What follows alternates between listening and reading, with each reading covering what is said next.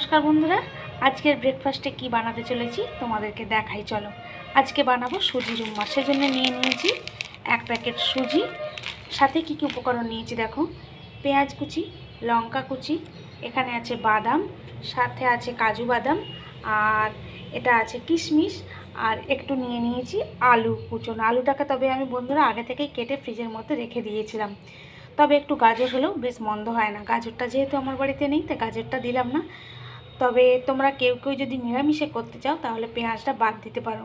একটু আদা কুচি দিলেও বেশ মন্দ হয় না। আদা কুচোটা দিলে বেশ ভালো খেতে হয়, কিন্তু আমি আদা কুচোনোটা দেবো না, কারণ আমাদের পছন্দ করে না।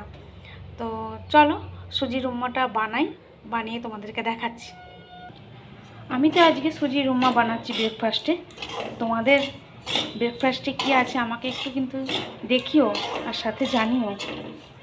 আর সুজির উপমা খেতে কারা কারা পছন্দ করো সেটাও একটু কমেন্ট করে জানিও।